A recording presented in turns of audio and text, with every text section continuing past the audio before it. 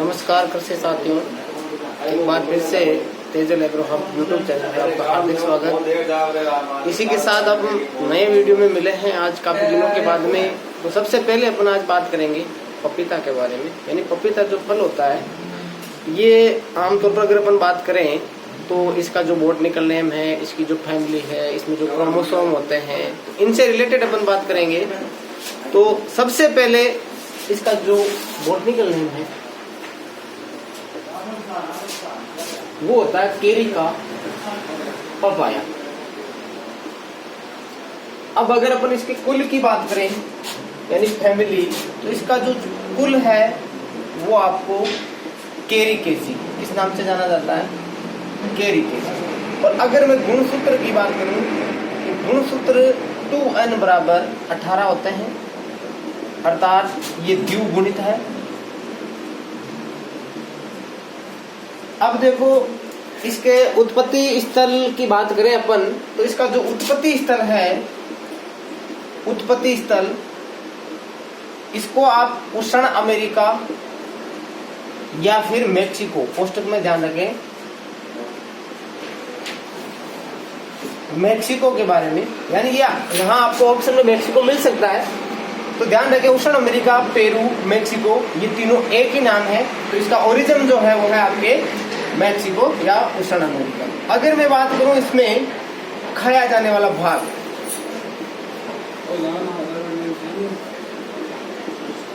तो खाया जाने वाला जो भाग है इसका आप सबको पता होना चाहिए, इससे मीजोकार्प क्या बोला जाता है, मीजोकार्प, या आप कह सकते हो इसे मध्य फल भित्ति, मध्य फल भित्ति, यानी आप इसके मेजोकार्प भाग का ही सेवन करते हो। अगर मैं बात करूं टाइप ऑफ फ्रूट यानी फल का प्रकार, तो फल का जो प्रकार है इसका वो है आपके सरस, जिसे आप बेरी के नाम से जानते हो, सरस या बेरी। अब देखो ये तो था अपने बेसिक जनरल। अगर आगे की बात करूं मैं, तो पपीते में विटामिन देखो 2 पाए जाते हैं, एक तो ए भी पाया जाता है और सी भी पाया जाता है। तो ए की मात्रा जो है वो लगभग 2500 IU, ध्यान रखें भाई 2500 IU, और ये किस में पाई जाती है, प्रति 100 ग्राम फल गुद्दे में, प्रति 100 ग्राम फल गुद्दे में विटामिन ए की मात्रा 2500 IU पाई जाती है। और अगर मैं विटामिन सी की बात करूं तो विटामिन सी पपीते में पाया जाता है 85 मिलीग्राम यानी mg प्रति 100 ग्राम गुद्दे में। ये दोनों ही ध्यान रखें। अगर बात की जाए पपीते का जो पीला रंग होता है, पीला रंग, तो पपीते का पीला रंग किस कारण से होता है, पपीते का पीला रंग होता है केरिका जैंथिन के कारण। किस कारण से होता है बेटा, जैंथिन के कारण। कुछ किस्में पपीते की लाल गुद्दे वाली आती है, जैसे ताइवान है, रेड लेडी है। तो ये जो किस्में होती है इनमें लाल रंग होने का कारण क्या है, इसमें लाइकोपिन नाम का एक वर्णक पाया जाता है। तो लाल रंग जो होता है पपीते की कुछ किस्मों में वो होता है लाइकोपिन के कारण। किस कारण से होता है, लाइकोपिन, ध्यान रखें भाई, किस कारण से होता है भाई, लाइकोपिन के कारण। पीला रंग केरिका जैंथिन, और अगर लाल रंग की बात करें तो लाइकोपिन।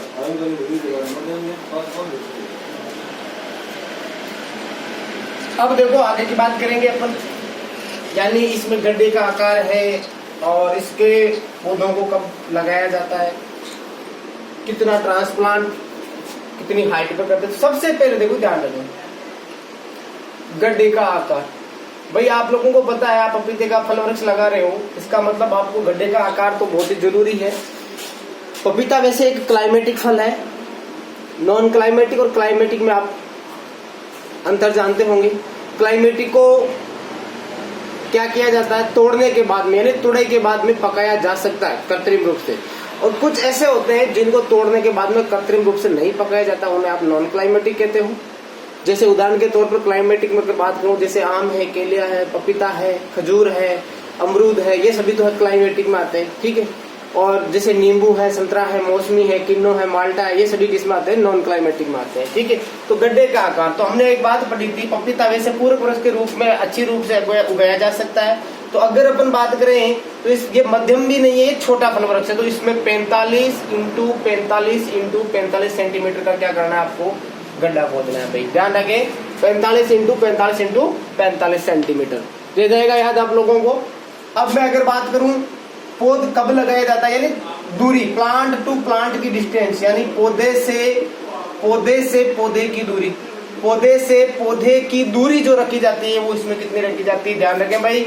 सामान्यतः 2 इंटू 2 मीटर रखते हैं, लेकिन पूसा नन्हा नाम की एक किस्म है, ध्यान रखें पूसा नन्हा, आपने कई बार नाम सुना होगा। इस किस्म में अपन दूरी रखते हैं 1.525, ध्यान रखें 1.25 इंटू 1.25 मीटर रखी जाती है। क्यों रखी जाती है भाई, क्योंकि ये जो पपीते की किस्म है वो बोनी किस्म है, और इस किस्म के जो पौधे होते हैं अधिकतम 1 से 1.5 फीट हाइट के ही होते हैं, यानी लास्ट 45 सेंटीमीटर हाइट के होते हैं, इससे ज्यादा नहीं होते। इसी कारण ये जो वैरायटी है आपके गमलों में और गृह वाटिका के लिए सबसे बेस्ट मानी जाती है। ध्यान रखें इस बात का, गृह वाटिका के लिए निम्न में से कौन सी जो वैरायटी है वो उपयुक्त है, तो पपीते की कौन सी वैरायटी, जो पूसा नन्हा नाम की वैरायटी है, ये क्या मानी जाती है, गृह वाटिका के लिए सबसे उपयुक्त मानी जाती है। तो ध्यान रखें भाई। अब मैं आगे की बात कर रहा हूँ बीज दर की। तो पपीते में तो प्रवर्धन, वैसे देखो ध्यान रखें बीज दर की बात करते हैं तो प्रवर्धन की बात कर लेते हैं। प्रवर्धन किसके द्वारा होता है, प्रवर्धन होता है आपके, प्रवर्धन ध्यान रखें भाई, प्रवर्धन होता है बीज द्वारा, ओनली 400% बीज द्वारा ही होता है, ध्यान रखें भाई।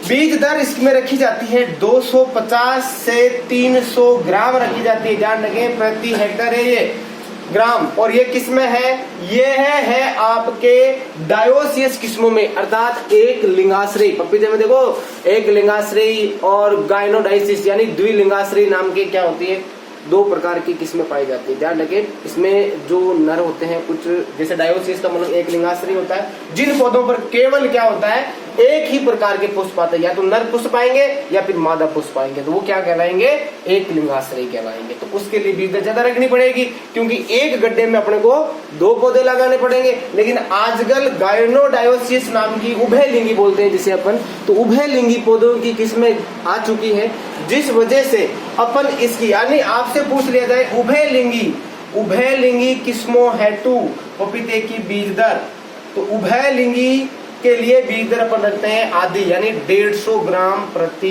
हेक्टर प्राप्त होती है। और उभयलिंगी किस्मों में एक गड्ढे में एक ही पौधा लगाया जाता है, ये विशेष ध्यान रखें भाइयों, क्योंकि वैसे नर समस्या, खजूर में भी नर और मादा का अनुपात जरूर ध्यान रखें, नर और मादा यानी नर पुष्प और मादा पुष्प। अगर आप लोगों को क्या करना है, इसमें अच्छी प्रकार से प्रोडक्शन प्राप्त करना है, तो आप लोगों को 1:10 यानी एक नर पौधा लगा करके 10 पौधे आप मादा लगा सकते हो। ये बात अपन पहले कर चुके हैं, तो ध्यान रखें। अगर आपके बाग में 10% से ज्यादा नर पौधे हो भी जाए बाई चांस, तो आपको बाद में इनको उखाड़ा भी जा सकता है। और इसकी पहचान जो है वो पौधे लगाने के 50 दिन बाद में इनमें क्या होता है, पुष्पन प्रारंभ होता है। तो उस पुष्पन के समय अपन इसकी पहचान कर सकते हैं, क्योंकि नर पुष्प जो होते हैं वो लंबे होते हैं, और ये जो पुष्प होते हैं लंबे डंठलों निकलते हैं, लेकिन ध्यान रखें गोलाकार नहीं होते हैं। इस वजह से इनकी पहचान आसानी से की जा सकती है। इनमें पुंकेसर पाया जाता है, और डिंब ग्रंथि जो होती है वो अनुपस्थित होती है, जो अपन आगे जिक्र करेंगे इसके बारे में, तो ध्यान रखें। तो अब देखो ये बीज दर हो गई, प्रवर्धन हो गया, यानी इसके पौधे कब लगाते हैं। इसके देखो नर्सरी इसकी कब तैयार की जाती है, इसकी नर्सरी अपन तैयार करते हैं लगभग मार्च अप्रैल में। कब करते हैं भाई, मार्च अप्रैल में। अभी इसका जो समय चल रहा है वो नर्सरी तैयार करने का समय चल रहा है, और पौध लगाने का जो समय है, पौध लगाने का समय ध्यान रखें जुलाई अगस्त। कब लगाया जाता है, जुलाई अगस्त में लगाते हैं। अतः आप लोग विशेष ध्यान रखें, पपीता जो है सबसे जल्दी फल देने वाला फल वृक्ष है, इस चीज को जरूर याद रखें। पपीता जो है सभी अन्य फल वृक्षों, जैसे आम की बात करें 5 साल के बाद में, 4 साल के बाद में व्यवसायिक फलन होता है। अगर मैं खजूर की बात करूं तो भी 5 से 6 साल लग जाते हैं व्यवसायिक फलन होने में, लगते नहीं लगते। तो मैं आप लोगों से ये बात कहना चाहता हूं, पपीता जो है 12 से 14 महीना के अंदर क्या देने लग जाता है, फल देने लग जाता है। अतः ये सबसे जल्दी फल देने वाला फल वृक्ष है। एक चीज और भी ध्यान रखें, अब देखो हमने बात की थी तो इसके जो पौधे, बाकी फल वृक्षों के तो पौधे क्या होते हैं, लगभग 1 साल लग जाता है उनको ट्रांसप्लांट करने योग्य होने में। लेकिन पपीते की जो पौध होती है, पपीते की पौध, ध्यान रखें, पपीते की पौध मात्र 60 दिन में, 60 दिन या आप इसे 2 माह कह सकते हो, तो 2 माह में क्या होती है, स्थानांतरण करने के योग्य हो जाती है। ध्यान रखें भाई, ट्रांसप्लांट करने के क्या हो जाती है, योग्य हो जाती है। ये दोनों क्राइटेरिया है। अगर ये दोनों क्राइटेरिया में से मान लीजिए अगर आपके ऑप्शन में ये नहीं है, अगर 20 सेंटीमीटर ऊंचाई आ गई, अगर आपका पौधा 20 सेंटीमीटर हाइट का हो गया है, 60 दिन आपको याद नहीं है, चलो कोई बात नहीं, 2 महीने आपको याद नहीं है, चलो छोड़ो, लेकिन आप ऊंचाई तो माप ही सकते हो, यानी 20 सेंटीमीटर का अगर आपका पौधा है तो वो ट्रांसप्लांट करने के योग्य हो जाएगा। अब देखो, अगर मैं बात करूं पपीता जो है, यानी पपीते में ये बातें हो गई, अपन किस्मों की बात कर लेते हैं। तो इसमें अगर मैं बात करूं किस्मों की, तो किस्में जो है, यानी इसमें सबसे पहले अपन पपीते की कौन सी किस्म लेते हैं, जैसे अगर आपसे बात की जाए वाशिंगटन, ध्यान रखें, वाशिंगटन जो है पपीते की किस्म है कि वाशिंगटन पपीते की जो किस्म है ये सर्वाधिक पैदावार देती है, तो सर्वाधिक उपज के लिए क्या है, ये फेमस है, ध्यान रखें। और अगर बात की जाए सर्वाधिक पपेन, पपेन क्या होता है मैं आपको बताऊंगा अभी, तो आपको को5 के नाम से एक किस्म मिलेगी जिसका फुल फॉर्म है कोयम्बटूर 5, ध्यान रखें, ये तमिलनाडु से निकली हुई किस्म है। तो कोयम्बटूर जो 5 है ये सर्वाधिक क्या करती है, पपेन देती है, सर्वाधिक पपेन। सर्वाधिक पपेन किससे मिलता है, को5 से मिलता है। कितना मिलता है, एक फल से, यानी एक पौधे से, सॉरी, 15 ग्राम तक क्या मिलता है, पपेन प्राप्त होता है। वेरी इंपॉर्टेंट बात है, ध्यान रखें, एक फल से लगभग 15 ग्राम आपको क्या मिलेगा, पपेन प्राप्त होगा। विशेष ध्यान रखें, 15 ग्राम तक, तो सर्वाधिक पपेन देने वाली। अगर मैं बात करूं ये फर्स्ट है, तो सेकंड पपेन पर कौन सी होगी, पूसा मैजेस्टी, नाम सुना होगा आपने, पूसा मैजेस्टी, सॉरी ध्यान रखें, पूसा है यहाँ पर, पूसा मैजेस्टी जो किस्म है, इस किस्म के जो पौधे होते हैं वो, वैसे ये दोनों ही किस्में पपेन के लिए है, लेकिन ये सेकंड स्थान पर आती है। यानी अगर ऑप्शन में को5 नहीं है और आपसे पूछे निम्न में से कौन सी किस्म पपेन का उत्पादन करती है या पपेन उत्पादन के लिए प्रचलित है, तो पूसा मैजेस्टी भी राइट कर सकते हो। लेकिन को5 अगर ऑप्शन में है तो आप इसका ऑप्शन ये राइट नहीं कर पाओगे। अगर को5 भी ऑप्शन में नहीं है और पूसा मैजेस्टी भी नहीं है, तब आप को2 यानी कोयम्बटूर 2 ये 3rd नंबर पे आती है। ये भी क्या करती है, पपेन का उत्पादन करती है। तो ध्यान रखें, ये 3रे स्थान पर आती है, इतना जरूर याद रखें आप लोग। अब मैं बात करता हूं इसके आगे, आपने सुना होगा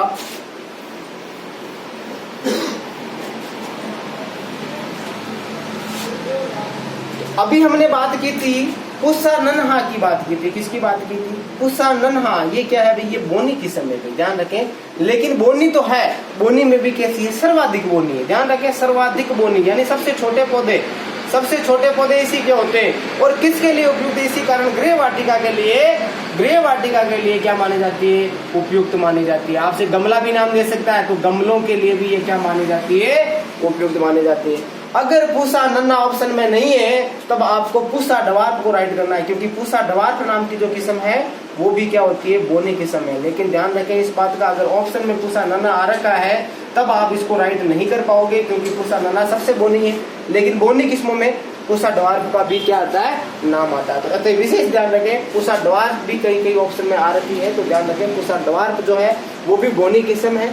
अब मैं बात करूं राजस्थान की परिस्थितियों के लिए, तो राजस्थान की परिस्थितियों के लिए भी जैसे अगर अपन बात करें पूसा जो जॉइंट है, पूसा जॉइंट, ध्यान रखें, पपीते की किस्म है पूसा जॉइंट, तो ये किस्म जो है वो राजस्थान की परिस्थितियों के लिए क्या मानी जाती है, उपयुक्त मानी जाती है। अब देखो, अब मैं आगे की बात करूं, पूसा जॉइंट, तो राजस्थान है तो उपयुक्त है। अगर आपसे पूछे ताइवान, ताइवान भी इसकी किस्म है, ताइवान, तो ताइवान जो किस्म है ये लाल गुद्दे वाली है। कैसी है भाई, लाल गुद्दे वाली, ध्यान रखें, लाल गुद्दे वाली है। और अगर मैं बात करूं यहाँ पे इसके अलावा, जैसे एक IIHR बेंगलोर कर्नाटक में है, ये कहां पे है, बेंगलोर कर्नाटक। यहां से एक किस्म निकली है, कौन सी निकली है बताओगे मुझे, अर्का, जिनके आगे अर्का लगा होता, बताओ देखिए। अब देखो अर्का किस्म जो है वो कहां से निकली हुई है, बेंगलोर कर्नाटक से निकली हुई है। और भी इसकी बहुत सारी किस्में हैं, लेकिन जो इम्पोर्टेंट किस्में हैं वो हमने एक बार जिक्र कर लिया है। अब आगे की बात करते हैं अपन। जो पपीता जो है वो एक ट्रांसजेनिक फसल है, और पूरक वृक्ष का मतलब क्या होता है, आप कभी भी वर्गाकार विधि से बाग लगाते हो किसी भी दूसरे फल वृक्षों का, तो उन फल वृक्षों के अंदर अपन क्या करते हैं, कहीं न कहीं बीच के अंदर, यानी बीच में जो रिक्त स्थान होता है वहां पर कौन सा पौधा लगाते हैं, पपीते का पौधा लगाते हैं, ज्यादा लगाया जाता है और ये सबसे उपयुक्त भी माना जाता है, क्योंकि कम समय में फल। वैसे पपीते के जो अलावा भी अपन लगा सकते हैं, केला को भी लगाया जाता है, केला है, पपीता है, फालसा है, ये सभी तीनों पूर्व वृक्षों पर लगाया जाता है, लेकिन इन तीनों में कंपेराइज करें अगर तो पपीता सबसे बेस्ट रहता है। ठीक है, अब देखो आगे की बात कर रहे हैं अपन। तो इनमें जो है, यानी कुछ रोग होते हैं, पूछा जा सकता है, एक नाम सुना होगा आपने, डंपिंग ऑफ। ध्यान रखें, इसको अगर अपन हिंदी में ट्रांसलेट करें तो आद्र गलन रोग भी कहते हैं। आद्र गलन रोग ये क्या होता है, पपीते में सबसे ज्यादा होता है। कई बार प्रश्न पूछा गया है, पपीते की नर्सरी क्षेत्र में कौन सा रोग होता है, तो पपीते की जो नर्सरी तैयार करते हो उसमें कौन सा होता है, आद्र गलन रोग होता है। तो ये आद्र गलन क्यों होता है भाई, ये वैसे तो एक कवक होता है, फ्यूजेरियम ऑक्सीस्पोरम नाम का कवक है, फ्यूजेरियम ऑक्सीस्पोरम, मैंने बहुत बार बताया है इस कवक के बारे में, विशेष ध्यान रखें, ऑक्सीस्पोरम नाम का एक कवक है। ये करता क्या है, और इस कवक को अगर मैं बात करूं ये सबसे ज्यादा कैसे एक्टिव होता है, तो जब आप पपीते के अंदर नर्सरी जो होती है उसमें अगर आर्द्रता ज्यादा हो जाती है और ह्यूमिडिटी, नमी की मात्रा मृदा के अंदर ज्यादा हो जाती है, तब ये रोग होने की संभावना 100% हो जाती है, यानी ज्यादा बढ़ जाती है। तो इससे बचने के लिए आपको करना क्या है, 4 ग्राम बोविस्टिन का, ध्यान रखें, बोविस्टिन। अरे ये एक बोविस्टिन क्या है, ये एक कवकनाशी है। क्या है, कवकनाशी, अर्थात कवकों का नाश करने वाला या नष्ट करने वाला। तो कवकनाशी रसायनों से क्या किया जाता है, बीजों को उपचारित किया जाता है। मैंने आपको बताया था कि बाविस्टीन से अगर आप 4 ग्राम मात्रा 1 किलोग्राम बीज के लिए क्या मानी जाएगी, पर्याप्त मानी जाएगी। तो अगर आप उपचारित करके बोते हो तो आपके नर्सरी क्षेत्र में आद्र गलन रोग नहीं होगा। दूसरा कारण है ये कि नर्सरी क्षेत्र में ज्यादा होता है, 90% तक नर्सरी में होता है, लेकिन कई बार बाद में भी हो जाता है। तो अगर सिंचाई अपन, तो इसमें देखो सिंचाई वैसे अगर बात करें, आपके पास में ड्रिप तंत्र है तो ड्रिप तंत्र का ही प्रयोग करें, बूंद बूंद सिंचाई विधि का। अगर ड्रिप नहीं है, क्योंकि कई किसान भाइयों के पास ड्रिप तंत्र नहीं होता है, तो वो रिंग विधि से, रिंग विधि का मतलब जानते हो, अरे पपीते का जो तना होता है उस तने के चारों ओर आपको मिट्टी का पिंड रहने देना है, यानी उसको हटाना नहीं है। आप जब पौधों की सिंचाई करते हो तो पानी जो है वो सीधा क्या नहीं लगना चाहिए, तने के संपर्क में नहीं आना चाहिए। ध्यान रखें, चारों ओर आप क्या बनाते हो, गोलाकार आकृति में खाई खोदते हो, ट्रेंच बनाते हो, और बीच में आप क्या करते हो, पौधे को लगाते हो। तो पौधे का तना सीधा संपर्क में नहीं आएगा, वही विधि क्या कहलाती है, सिंचाई की रिंग विधि कहलाती है। और इस विधि से अगर आप सिंचाई करोगे तो ये रोग नहीं होगा। ठीक है, ध्यान रखें। एक और रोग होता है लीफ कर्ल के नाम से, जिसे अपन किस नाम से जानते हैं, लीफ कर्ल। ध्यान रखें भाई, लीफ कर्ल जो है पपीते में, देखो लीफ कर्ल, वैसे ये रोग होता है विषाणु के द्वारा, यानी वायरस के द्वारा होता है। किसके द्वारा होता है, विषाणु द्वारा होता है। अब ये विषाणु जो है वो कैसे फैलता है भाई, अरे आप लोग ध्यान रखें, सफेद मक्खी, व्हाइट फ्लाई, ध्यान रखें, व्हाइट फ्लाई, सफेद मक्खी बोलते हैं जिसे। तो ये सफेद मक्खी इसका क्या है, वाहक कीट है भाई, ध्यान रखें, इसको फैलाने का काम करती है। अगर आप लोग इस रोग से बचना चाहते हो तो सफेद मक्खी का नियंत्रण करें। और किससे करना है, डाइमिथोएट से करना है। डाइमिथोएट से करोगे तो आपका ये विषाणु जनित जो रोग है, कौन सा, लीफ कर्ल रोग, ये रोग नहीं होगा। ध्यान रखें इस बात को। और अब मैं बात करता हूँ इसकी उपज के बारे में। तो इसकी जो उपज है पपीते की लगभग कितनी होती है, 50 से 75 केजी। ठीक है, अब देखो इसके बाद में अगर अपन बात करते हैं, 3 प्रकार के पुष्प आते हैं इसमें। तो ध्यान रखें, एक तो नर पुष्प, एक मादा पुष्प, और एक क्या होता है, एक होता है उभयलिंगी। ध्यान रखें, देखो पहला है नर पुष्प, मादा पुष्प, और तीसरा है उभयलिंगी। उभयलिंगी तीनों की क्या क्या पहचान है तो मैं बता देता हूँ। नर पुष्प जो होते हैं, ये पुष्प क्या होते हैं, लंबे डंठलों पर लगते हैं। पौधे के जो लंबे डंठल होते हैं ना, डंठलों पर, ये पौधे के लंबे डंठलों पर लगते हैं। और साथ में ध्यान रखें, छोटे भी होते हैं, गुच्छों में होते हैं, लंबे डंठलों पर लगते हैं और गुच्छों में रहते हैं, और एक चीज विशेष इसकी पहचान जो है, इनमें क्या होता है, इनमें पुंकेसर पाया जाता है। क्या पाया जाता है? पुंकेसर पाया जाता है। और क्या नहीं पाया जाता है, तो ध्यान रखना, डिंब ग्रंथियां नहीं पाई जाती है। डिंब ग्रंथियां किसमें पाई जाएगी? ओनली फॉर जो पुष्प मादा होंगे उनमें डिंब ग्रंथियां पाई जाएगी, तो इनमें डिंब ग्रंथियां नहीं पाई जाती है। तो मादा पुष्प जो होता है वो छोटे डंठलों पर लगते हैं, इसका अपोजिट है। और ध्यान रखना है, गोलाकार होते हैं, यानी चक्री नुमा होते हैं, गोलाकार होते हैं। और अगर मैं बात करूं, आकार भी इनका क्या होता है? बड़ा होता है। और इनमें डिंब ग्रंथियां पाई जाती है। डिंब ग्रंथियां क्या होती है?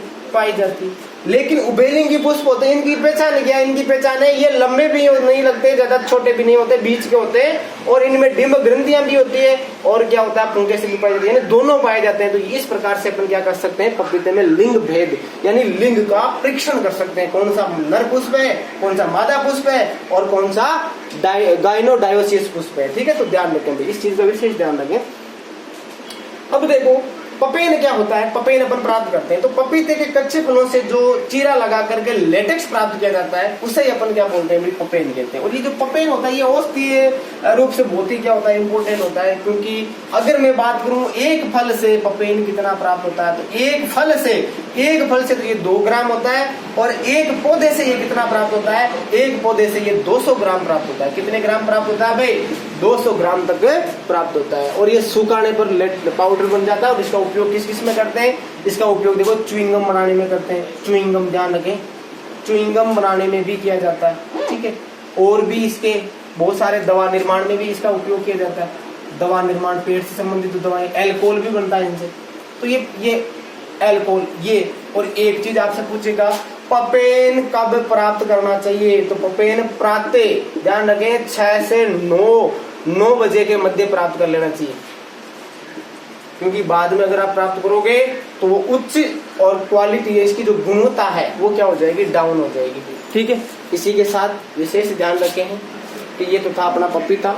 और इस पपीते में हमने लगभग इंपॉर्टेंट बातें सारी क्लियर की हैं। और अब अगला जो अपना आएगा वो खजूर के बारे में फिर वीडियो बनाएंगे।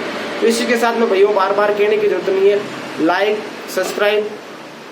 और अगर मैं बात करूं, अपना जो चैनल है उसका नाम डिस्क्रिप्शन में दिया हुआ है, उसको जरूर सब्सक्राइब करें एक बार, और भाइयों को शेयर भी जरूर करें। इसी के साथ फिर मिलेंगे, तब तक के लिए नमस्कार।